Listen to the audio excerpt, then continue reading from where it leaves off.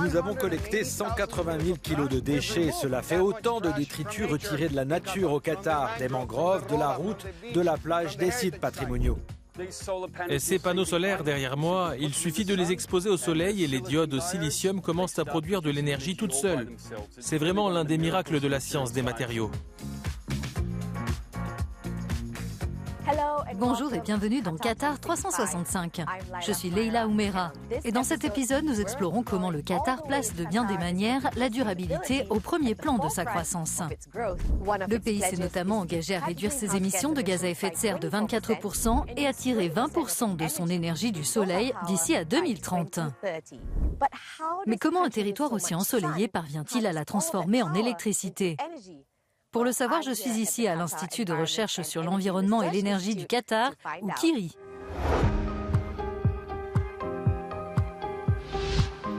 Ce n'est pas un lieu de travail comme les autres.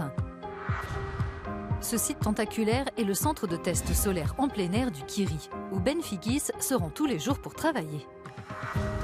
Avec son équipe, il veille à toutes les recherches sur l'énergie solaire menées par le KIRI sur ce site, dans l'objectif de trouver les meilleurs moyens d'utiliser le soleil. Ces panneaux solaires derrière moi, il suffit de les exposer au soleil et les diodes au silicium commencent à produire de l'énergie toutes seules. C'est vraiment l'un des miracles de la science des matériaux. Ce que nous voulons, c'est tester toutes les technologies car leurs performances dans un climat donné peuvent être différentes de celles qu'elles auront dans un autre climat. L'industrie solaire du Qatar a connu une croissance rapide ces dernières années, encouragée par des milliards de dollars d'investissement dans les énergies renouvelables. Ces panneaux font partie d'une installation de 35 000 m², un banc d'essai pour ce qui contribuera à propulser l'économie du Qatar vers un avenir plus propre et plus vert. Le soleil brille toute l'année au Qatar, les mois d'été bénéficiant de 14 heures de lumière du jour. Mais cela ne signifie pas nécessairement que l'énergie solaire va de soi. L'un des plus grands défis pour l'énergie solaire ici au Qatar et dans la plupart des régions désertiques, c'est la poussière. Les mesures que nous avons réalisées montrent que si l'on ne nettoie pas les panneaux solaires tous les mois, ils perdront environ 15% de leur performance. C'est là qu'interviennent ces robots nettoyeurs. Tous les 2 jours, ils dépoussièrent les panneaux. Lors de l'opération, des données sont collectées pour déterminer dans quelle mesure ils réussissent à maintenir le rendement de l'installation. Mais même les robots font parfois des erreurs et peuvent rayer les panneaux en essayant de les nettoyer. C'est la raison pour laquelle les équipements intérieurs du KIRI sont tout aussi importants que son site extérieur.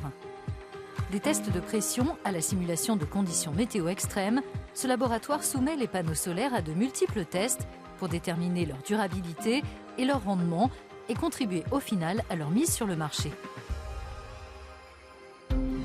C'est ici que nous rencontrons Juan López Garcia qui dirige l'unité de recherche du KIRI. Il nous explique en quoi ces tests de résistance sont essentiels au travail de son équipe. L'un de nos projets consiste à étudier l'effet de cette abrasion, de ces rayures, sur le rendement. La principale chose qui est affectée par ces rayures, c'est la lumière transmise par le verre. Sur le verre, s'il y a une rayure, cela peut diffuser et disperser la lumière, ce qui peut avoir un impact sur le rendement, puisque l'on réduit la lumière. La multitude de données recueillies par le KIRI dans les 2 laboratoires rend encore plus prometteur l'avenir de l'énergie solaire au Qatar.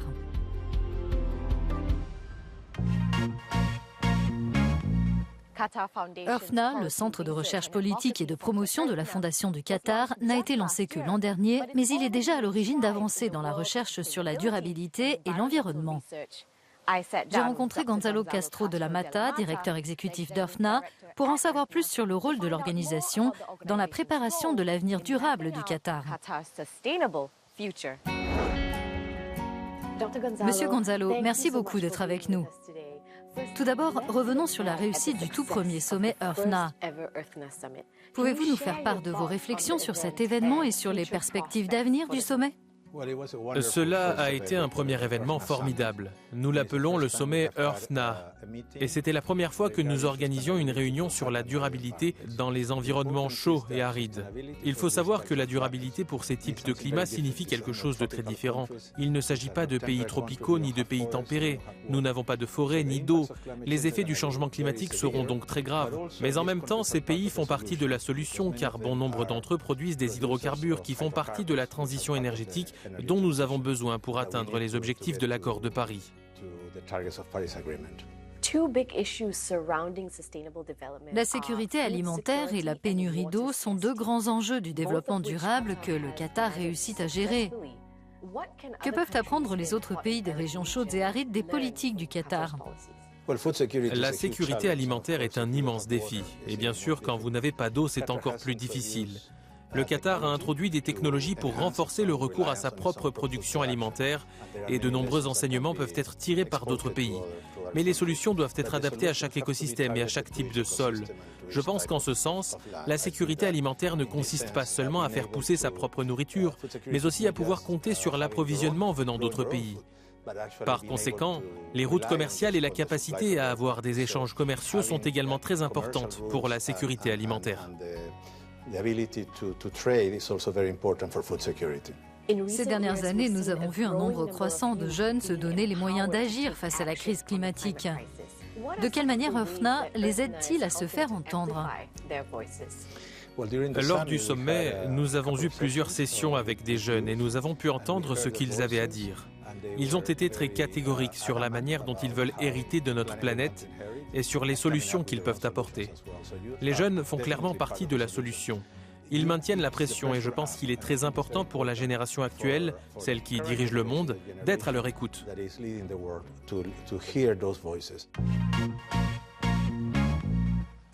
Parlons à présent du projet d'action environnementale de Doha, ou DEEP, selon l'acronyme anglais. Il s'assure que les plages et les sites patrimoniaux du Qatar restent propres et préservés pour les générations à venir. Ces bénévoles jouent un rôle de premier plan dans la sensibilisation à l'environnement dans le pays. Notre équipe a découvert le combat mené par le DEEP contre la pollution plastique en vue de restaurer la beauté de la nature au Qatar. Bonjour tout le monde et bienvenue sur la magnifique plage du site archéologique d'Al Zubarah.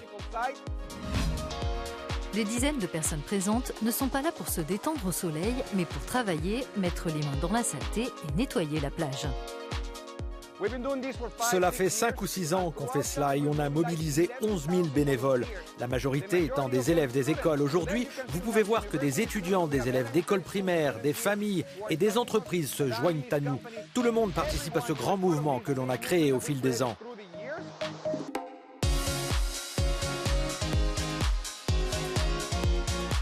Le projet DEEP rappelle que la pollution plastique est une préoccupation mondiale majeure. Chaque année, 11 millions de tonnes de déchets plastiques finissent dans les océans. L'espoir de l'organisation locale, c'est que chaque nettoyage de plage renforce la sensibilisation à l'environnement au Qatar. C'est pour cela qu'elle invite les bénévoles à laisser derrière eux uniquement des empreintes de pas. Nous avons collecté 180 000 kilos de déchets. Cela fait autant de détritus retirés de la nature au Qatar, des mangroves, de la route, de la plage, des sites patrimoniaux. Cela demande beaucoup d'énergie humaine, donc chaque paire de mains est utile. Adba Al-Bassam et sa fille contribuent toutes les deux. Aujourd'hui, il y a du vent, mais on voulait être là pour faire quelque chose pour l'environnement et nettoyer la plage à Al Zubarah. C'est très facile pour les gens de comprendre, une fois qu'ils sont sur un site en train de participer à un nettoyage, que le défi auquel nous sommes confrontés en matière de pollution plastique et de déchets est réel.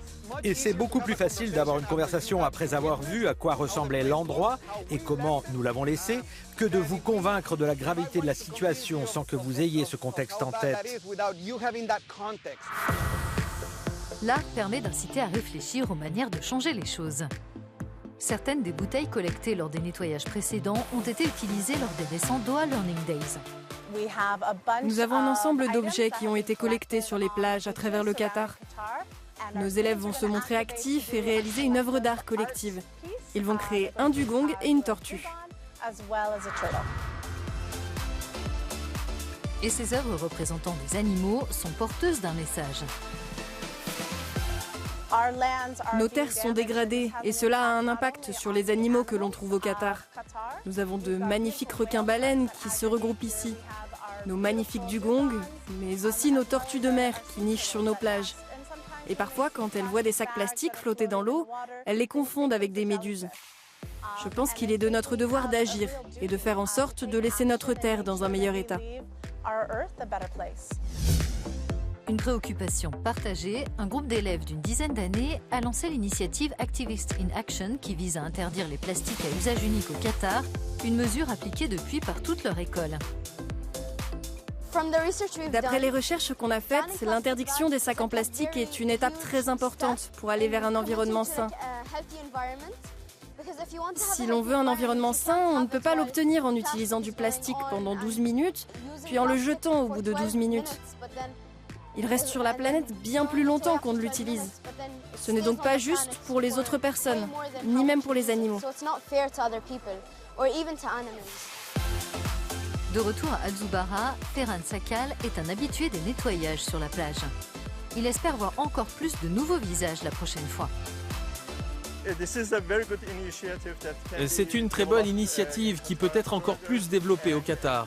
Nous avons atteint un objectif très intéressant en organisant de manière périodique des opérations de nettoyage, ce qui permet de nettoyer les sites patrimoniaux, mais aussi de sensibiliser l'opinion publique aux problèmes de l'environnement à l'échelle mondiale. Ce n'est pas un problème qatari, c'est un problème mondial que nous devons résoudre.